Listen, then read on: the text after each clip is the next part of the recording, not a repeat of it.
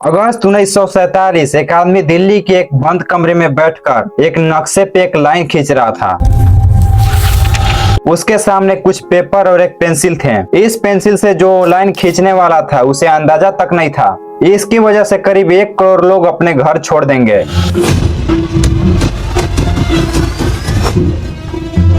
वो नहीं जानता था कि इसकी वजह से लाखों लोग मारे जाएंगे। उसे तो ये तक नहीं पता था कि वो जिन जिन जगह पे लाइन खींच रहा है वो जगह असल में है कहाँ। कुछ दिन पहले तक यह आदमी कभी इंडिया नहीं देखा। इसे पता नहीं था कि पंजाब कहाँ है, बंगाल कहाँ है। लेकिन ब्रिटिश सरकार को एक ऐसे ही आदमी की तलाश थी, एक ऐसा आदमी जो इंडिया और पाकिस्तान के बीच बॉर्डर खींच सके, जो न्यूट्रल हो बिना किसी धोखेबाजी के, जो ना तो कांग्रेस की तरफ हो ना तो मुस्लिम लीग की तरफ।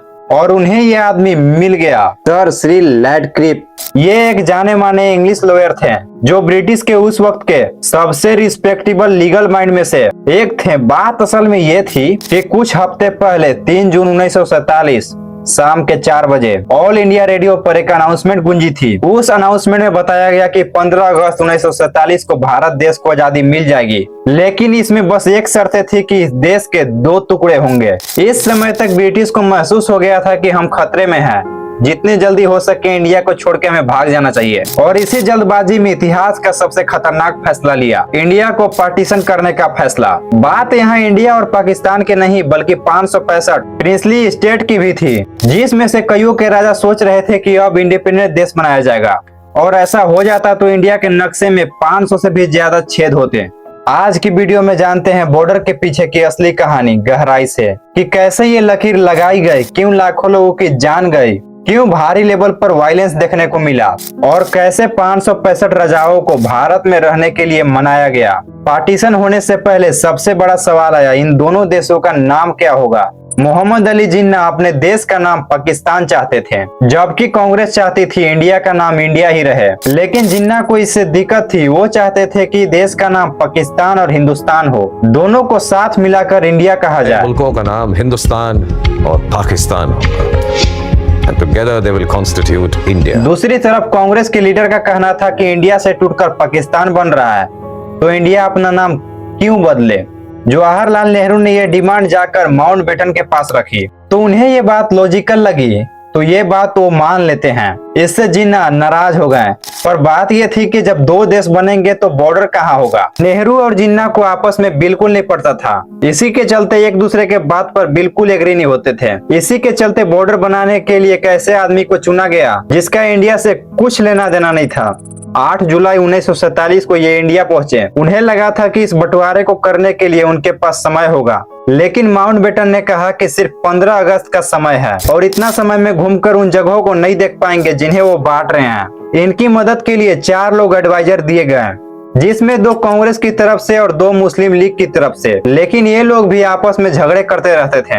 हालांकि मोटे मोटे तौर पर बंटवारे का बेस क्लियर था। जिन जगहों पे मुसलमानों की पॉपुलेशन ज्यादा है वो पाकिस्तान में जाएंगे, और जिन जगहों पे हिंदुओं और सिखों का पॉपुलेशन ज्यादा है वो हिंदुस्तान में रहेंगे, मतलब इंडिया में रहेंगे। लेकिन इनके पास जो नक्शा था वो एग्जैक्ट नहीं था। पॉपुलेशन के आंकड़े भी उनके पास रिलायबल नहीं थे। 2 शहर सबसे बड़ी मुसीबत बन के सामने आई, कलकत्ता और लाहौर। कलकत्ता उन्होंने इंडिया को दे दिया क्योंकि वहाँ हिंदुओं की पॉपुलेशन ज्यादा थी, लेकिन लाहौर में 5 लाख हिंदू, 1 लाख सिख और 6 लाख मुसलमान रहते थे, तो किसी के भी साफ मेजोरिटी नहीं थी। यहाँ पर रैडक्लिफ ने लाहौर को पहले इंडिया को देने की सोची। फिर उन्हें लगा अगर दोनों बड़े शहर इंडिया को दे दिए जाएं, तो पाकिस्तान के पास कोई अर्बन सिटी नहीं रह जाएगी। इसीलिए लाहौर पाकिस्तान को दे दिया जाता है। लेकिन देश का बंटवारा सिर्फ जमीन का नहीं था, यहाँ पे हर एक चीज बांटनी थी। हर फाइल, हर फर्नीचर, हर चीज पे लड़ाई देखने को मिला। रैडक्लिफ ने बॉर्डर बनाने पर अपनी 200 पाउंड की फीस लेने से साफ मना कर दिया। उन्होंने कहा ब्रिटिश अंपायर के लिए मैं इसे ड्यूटी समझता हूँ, लेकिन उन्हें अंदाजा नहीं था कि इससे कितने लोगों की जिंदगी तबाह होने वाली है। 13 अगस्त 1947 के सुबह माउंटबेटन को बाउंड्री की रिपोर्ट दे दी जाती है। माउंटबेटन रिपोर्ट को ले जाकर एक सेफ लॉकर में रख देते हैं। बात यह थी कि 15 अगस्त तक इस फैसले को सीक्रेट रखना चाहते थे। इन्हें पता था कि रैडक्लिफ ने जो भी डिसीजन लिया होगा इससे दोनों देश नाराज होंगे। माउंटबेटन को लगा कि लोगों को पहले आजादी का जश्न मनाने देते हैं, इसके बाद होने वाले अफरा तफरी से निपट लेंगे।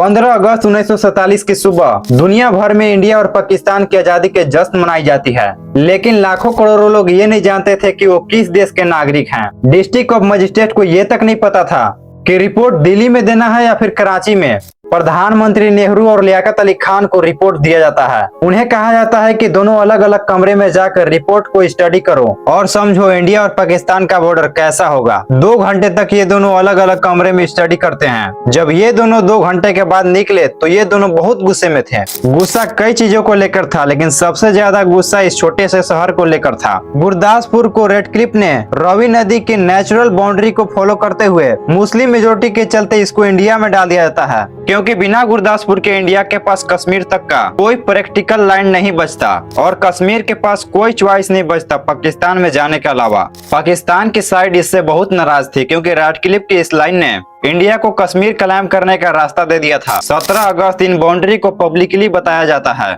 और इसके बाद पंजाब में इतिहास का सबसे बड़ा आतंक देखने को मिलता है।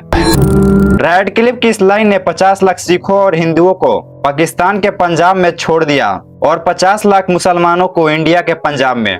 अब इन सब को अपना देश छोड़ के उस देश को जाना था, एक ऐसा देश जो ये कभी नहीं देखे थे। पंजाब की सड़कों पे धूलों में लिपटे हुए 50-50 मील इंसानों की कतार चल रही थी। बैलगाड़ियों में बूढ़े लोग थे, माँ बाप के कंधे पे बच्चे थे और सर पर सामान। यहाँ आप वीडियो में देख सकते हैं उसी टाइम की तस्वीरें ली गई है। ये सब लोग एक ऐसे देश की तरफ जा रहे थे जो उन्होंने अपनी जिंदगी में नहीं देखा। तो जाहिर सी बात है लोग बहुत नाराज थे। सरकार ने शांति बनाए रखने के लिए सरकार ने पंजाब बॉर्डर पर 55,000 की फोर्स बनाई थी जो लॉ एंड ऑर्डर मेंटेन करेगी। गवर्नर जनरल ने एक बाउंड्री फोर्स बनाने का प्रपोजल रखा है। जो मैडनेस यहाँ पर देखी गई उसका सबसे डरावना एग्जाम्पल था ट्रेन, जिन्हें लोगों द्वारा घोस्ट ट्रेन कहा गया। 15 अगस्त की शाम को अमृतसर रेलवे स्टेशन पर लाहौर से आने वाली नंबर 10 डाउन एक्सप्रेस का इंतजार हो रहा था। आमतौर पर ऐसी हर एक ट्रेन में लोग दरवाजे पर टूट पड़ते, एक दूसरे को धक्का देते, बहुत अफरा तफरी का माहौल होता था। लेकिन ये ट्रेन जब आई ऐसा कुछ भी नहीं हुआ। इस रेलगाड़ी से कोई उतरा तक नहीं। वहाँ पे एक भयानक सन्नाटा था। दरवाजा खोला गया तो पता चला कि ये ट्रेन लाशों से भरी थी। इस ट्रेन की दीवारों पर बड़े बड़े अक्षरों में चौक से लिखा गया था, this train is our independent gift to Nehru and Patel. लेकिन ये एकलौती ऐसी ट्रेन नहीं थी। ऐसी ट्रेन दोनों तरफ से आ जा रही थी, पाकिस्तान से इंडिया, इंडिया से पाकिस्तान। लेकिन पार्टीशन पर वापस है तो बात यहाँ इंडिया और पाकिस्तान की सिर्फ नहीं थी। 1947 में 500 से भी ज्यादा प्रिंसली स्टेट थे, यानी रजवाड़े थे। 3 जून 1947 को यह अनाउंस हुआ कि ब्रिटिश इंडिया को छोड़ के जा रहे हैं और यहाँ एक अलग देश बनेगा। तो इन्हीं स्टेट के कुछ रजाओं अपने स्टेट के इंडिपेंडेंट देश बनाने के सपने देखे थे। इन रजवाड़ों का कहना था कि हमने जब ब्रिटिश को ये पावर दी थी तो अब ब्रिटिश जा रहे हैं तो हमारी पावर दे के जाएं। टोटल 565 प्रिंसली स्टेट थे। हालांकि ज्यादातर स्टेट इनमें छोटे थे, लेकिन हैदराबाद और कश्मीर मॉन्स्टर स्टेट भी इसका हिस्सा थे।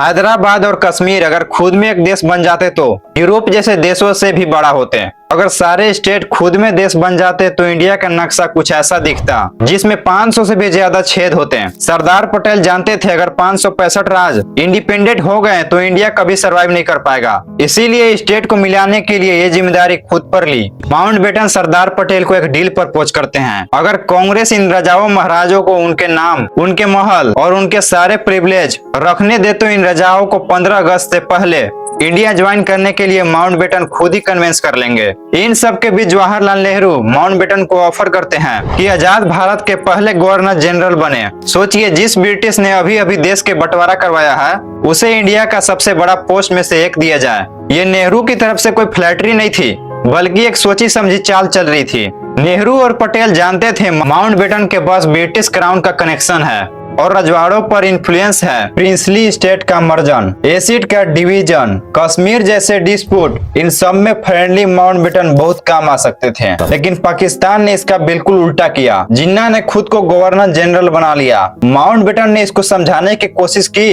कि ब्रिटिश कॉन्स्टिट्यूशन के मुताबिक असली पावर पीएम के पास होती है, लेकिन जिन्ना नहीं माने। उन्होंने कहा, I will be the Governor General and the Prime Minister will do as I say. तो इस तरीके से माउंटबेटन इंडिया के गवर्नर जनरल बने और उन्होंने एक एक करके राजाओं को इंडिया ज्वाइन करने के लिए कन्विंस किया। अगर आप आजादी के 1 साल पहले की कहानी जानना चाहते हैं तो कमेंट में बताइए, मैं उस टॉपिक पर वीडियो जरूर बनाऊंगा।